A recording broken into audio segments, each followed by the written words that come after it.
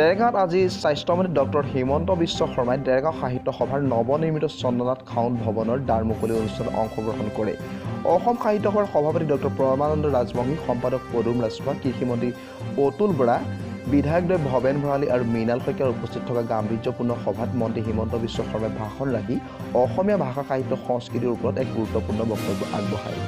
দেৰগাঁও শাখা সাহিত্য সভাৰ সভাপতি নুৰুল চুলতান, সম্পাদক বিচিত্ৰভূষণ কলিতাৰ অশেষ প্ৰচেষ্টাৰ ফলত নিৰ্মীয়মান হৈ উঠা এই ভৱনটোৰ কথা শলাগ লয় মন্ত্ৰীগৰাকীয়ে। লগতে অধিক সুন্দৰভাৱে নিৰ্মাণ কাৰ্য সম্পূৰ্ণ কৰিলে 25 লাখ টকা অনুদান আগবঢ়ায় হিমন্ত বিশ্ব শৰ্মাই।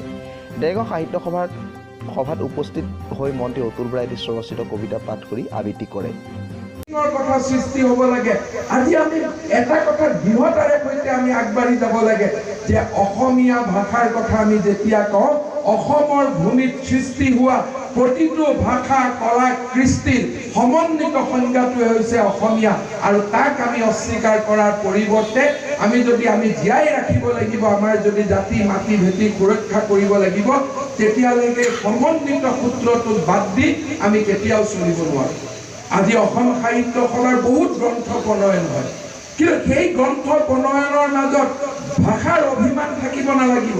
ৰাভা, মিচিং, কাৰ্বি, ডিমাচা সকলোৱে গ্ৰন্থ প্ৰণয়ন হ'ব লাগিব। তেওঁলোকে বুজি পাব লাগিব অসম সাহিত্য সভা এখন মহাসাগৰ, নদী উপনদী যাত্ৰা হ'ব, মহাসাগৰত গৈ আমি স্থান ল'ম। সেই ধৰণে মহাসাগৰৰ সৃষ্টি, মহাসাগৰৰ যিটো পৰিচয়, সেই ধৰণৰ পৰিচয় এটা আমি দাঙি ধৰিব লাগিব। সংকীৰ্ণতাৰ পৰিৱৰ্তে মাতৃয়ে উদাৰতা শিকায়, মাতৃয়ে বিশালতা শিকায়। সেই মাতৃৰ গুণৰ অধিকাৰী মোৰ চিৰচেনেহী ভাষা জননীৰ গাত থাকিব লাগিব। আৰু এই ধৰণে ব্যুৰ' ৰিপৰ্ট, নিউজ 30 অসম।